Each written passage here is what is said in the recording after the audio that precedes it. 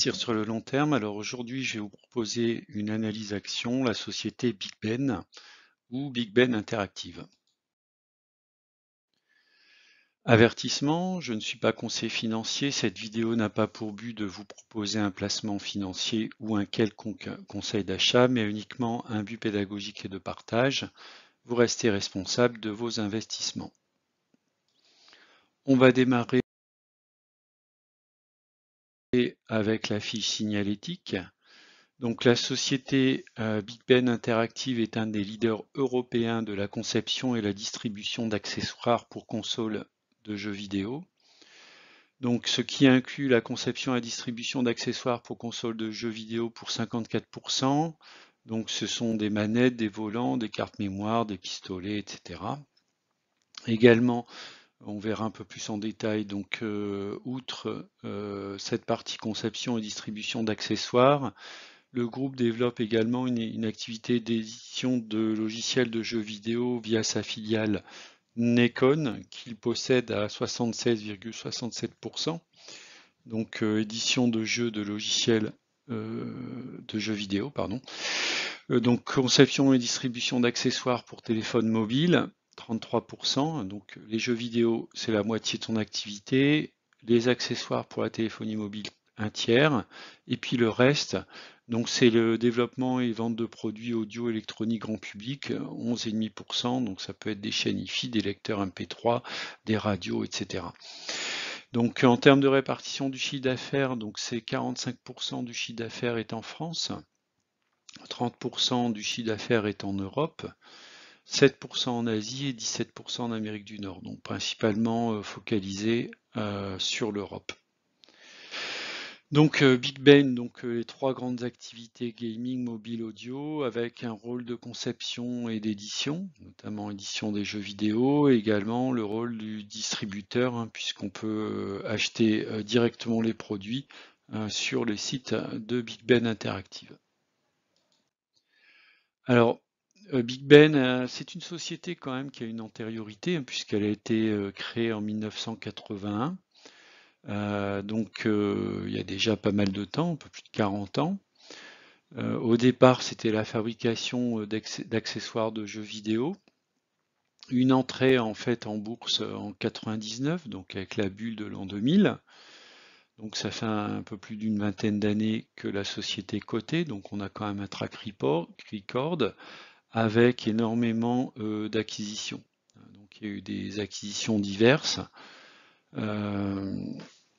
notamment de studios de conception dans les années, à partir des années 2014-2020. La création et le spin-off donc, de Nakon qui est vraiment dédié au gaming. J'ai possédé pas mal d'actions Nakon, j'ai fait des allers-retours et puis je suis sorti de Nakon à peu près, je pense, autour du mois de mars, il me semble. Voilà, et acquisition très récente en 2021 de la société Metronic qui crée notamment des décodeurs électroniques. Alors si on regarde les activités du groupe, donc quatre branches principales, donc la partie audio, je vous ai montré quelques produits, alors soit en nom propre, soit via d'autres marques, comme la marque Thomson. Donc on va retrouver donc des accessoires audio-vidéo, des barres de son, des écouteurs, des enceintes, des lampes, des lecteurs multimédia, des micro-chaînes, on va retrouver des stations météo par exemple, des tourne-disques ou même des veilleuses pour enfants. La deuxième activité, c'est Aroma Sound, donc tout ce qui est diffuseur aromatique, avec la fourniture également des produits, des contenants, hein, donc Synergie Bio, des huiles essentielles. Le troisième volet, c'est les accessoires pour smartphone, donc c'est une grosse part de l'activité. Donc on va retrouver des kits main libre par exemple, ou alors des supports pour accrocher son téléphone sur la vitre de la voiture par exemple. Également des accessoires TV ou box pour faire du CPL, des accessoires d'ordinateur, du stockage comme des clés USB ou des objets connectés comme des montres par exemple. Et le dernier point, c'est l'activité gaming qui fournit à la fois des accessoires pour les consoles de jeux, donc assez connues, notamment la marque RIG, et également des jeux vidéo à forte diffusion, avec notamment la sortie très prochainement de blockbusters comme Le Seigneur des Anneaux, c'est Lord of the Rings, donc la partie Gollum, je crois, qui devrait sortir, donc qui a connu un décalage dans la sortie, mais qui devrait pas tarder à sortir très prochainement.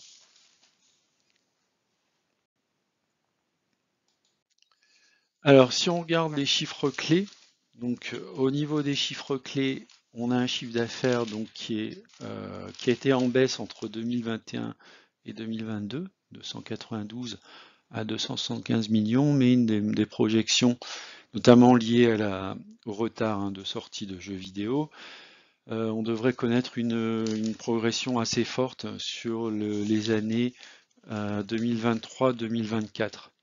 Donc ça, c'est plutôt une bonne chose. En termes de résultat net, donc on peut voir qu'on a un résultat positif. Donc c'est une société qui est capable de dégager du résultat. Une trésorerie négative, notamment liée à des investissements qui nécessitent voilà, un capital assez important. Donc la partie dette, c'est quelque chose d'assez important. On voit en 2022 une dette d'un peu plus de 100 millions d'euros pour un chiffre d'affaires de 300 millions, donc c'est quand même soutenable. Et donc la société va s'atteler sans doute à se désendetter dans les prochaines années. En tout cas, je pense que c'est un point sur lequel il faudra vraiment suivre dans le temps, en 2023-2024. Un payout ratio assez important de 76%, à mon avis un peu trop important, et un montant en fait de distribution de dividendes de 0,3 euros. Ce qui correspond à un PER de 17,95. Alors si on regarde les taux de croissance annuels composés, donc ce qui est intéressant en fait, c'est qu'il y a une croissance du dividende, donc malgré un payout ratio assez important. Ce qu'on peut dire également sur 5 ans, il y a un revenu net par action, un profit par action qui est relativement stable, 0,5%, donc très peu de croissance. Donc c'est sans doute pour cela que le cours est relativement bas actuellement. J'espère et on peut s'attendre dans les prochaines années, notamment en 2023-2024, une remontée très forte en fait de la marge, donc du résultat net, et donc derrière des éléments qui sont liés aux dividendes. Donc la marge a légèrement baissé, mais on a quand même une marge qui est d'un niveau assez important. Et un taux d'endettement assez important également.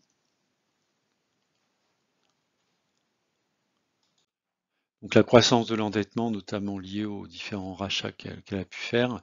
La contribution de Medtronic, un rachat qui a été fait en 2021, ne porte pas ses fruits. Donc il y aura des actions de l'entreprise, notamment par rapport à cette entité Medtronic, voilà, qui contribue très peu, je crois même peut-être négativement, aux résultats de l'entreprise. En termes de progression de performance de Big Ben, ce qui contribue fortement à la réalisation, c'est la partie gaming avec Nikon. Donc ça, c'est plutôt positif.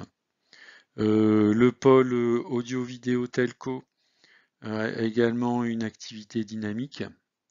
Donc ça, c'est pas mal. Notamment une marge brute qui s'est améliorée.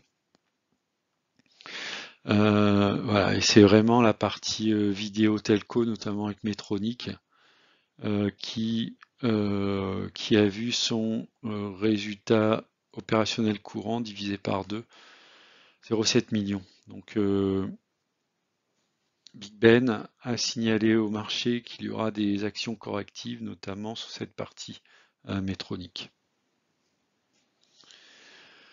Alors si on regarde l'analyse graphique sur le long terme, donc la droite de régression qui est représentée en rouge, donc si vous me suivez, si vous suivez mes analyses, donc c'est un tableau qui devrait être assez familier. Donc vous avez à gauche les années, donc vous avez une représentation de l'évolution du cours sur les 20 dernières années, donc depuis le 1er décembre 2002.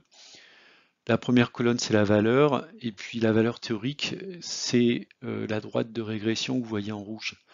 Alors la volatilité de l'action est très importante, donc il y a relativement peu de corrélation entre le cours de l'action et sa valeur théorique, ce qui pour moi signifie que c'est une action sur laquelle on peut spéculer. En tout cas, ce ne sera pas à garder forcément sur le très long terme. Donc ce qu'on peut voir, c'est que le cours actuel est à peu près à moins un écart type. Donc on a vu dans le temps qu'on a été régulièrement à moins un écart type. On est allé même un peu plus que ça, hein, puisqu'on peut voir que à peu près sur les années, je pense plutôt 2015, 2016, on était un peu plus d'un écart type, mais on voit qu'à chaque fois, la société a su repasser au-dessus de sa droite de régression. Donc voilà, moi je suis rentré assez récemment en fait sur les cours actuels autour de 7,30 €. Voilà, on aurait pu l'acheter un petit peu plus bas. C'est pas impossible que dans les semaines ou dans les mois prochains, l'action baisse. Donc on a un plus bas, je crois, qui était autour des 6,45 €. En tout cas, on peut voir que sur un laps de temps relativement court, hein, qui peut être de l'ordre de 1 an à 2 ans, lorsque l'action était à moins un écart type, elle a su se redresser pour revenir dans un premier temps sur son niveau de droite de régression, voire même le dépasser. C'est vraiment une question de momentum. Alors, si on regarde l'analyse moyen terme, donc ce qu'on peut dire, c'est qu'à peu près depuis le mois de juin-juillet, l'action évolue dans un canal descendant. Donc, sur un investisseur relativement court terme, c'est pas forcément un achat qu'il faudrait faire aujourd'hui. J'ai identifié également à peu près depuis la moitié du mois d'octobre, l'action s'est à peu près stabilisée en fait dans un range donc qui va du plus bas qui était autour de 6,45 € à un sommet qui est autour des 8 €. Donc on est à peu près en milieu de range de ce canal, on va dire horizontal. Voilà, donc j'aurais pu rentrer un petit peu plus tôt. Bon, je suis rentré notamment avec la publication des résultats qui s'est faite le 28 novembre. Un chiffre d'affaires de 138 millions d'euros semestriel en progression de 11%. Un résultat opérationnel courant également en progression de quasiment 20%. Et surtout, ce qui m'intéresse, c'est le résultat net qui est également en progression, pardon, à peu près de 10%. Si on regarde en fait l'évolution comparative sur les 9 premiers mois de l'année 2022 par rapport à 2021, on voit quand même qu'on est sur une très belle progression, que ce soit sur le chiffre d'affaires, la marge brute, l'EBITDA ou le résultat opérationnel courant. Donc ce qui m'a incité en fait à rentrer sur l'action Big Ben. Alors pourquoi Big Ben et pas Nakon? L'action Nakon me paraît très très volatile. Et puis puisqu'elle contribue de manière assez forte en fait au résultat de Big Ben, voilà, j'ai plutôt joué la maison mère plutôt que sa filiale Nekon. Alors quel point d'entrée sur l'action Big Ben? Donc on voit quand même que la tendance sur le long terme est positive, en tout cas si on regarde les 20 dernières années, avec une pente qui est relativement faible en termes de progression. On a une volatilité très forte du cours avec les cours actuels qui sont à moins un écart type, donc ce qui s'est vu plusieurs fois dans l'historique de l'action.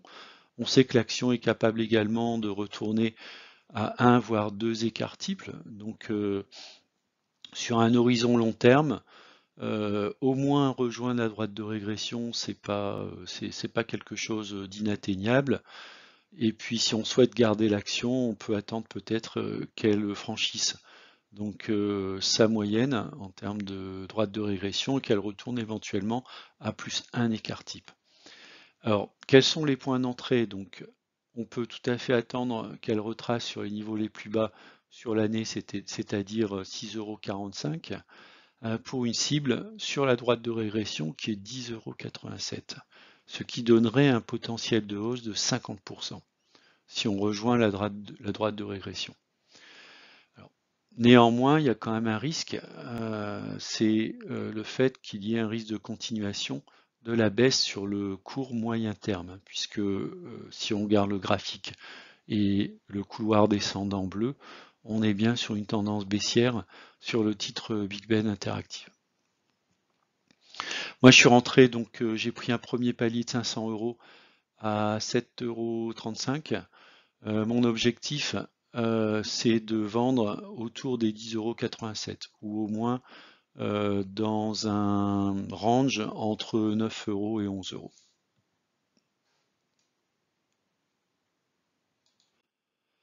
Voilà, j'ai terminé la vidéo. Merci de m'avoir regardé. Vous pouvez m'indiquer si vous êtes investi dans la société BigBen Interactive ou sa filiale Nacon.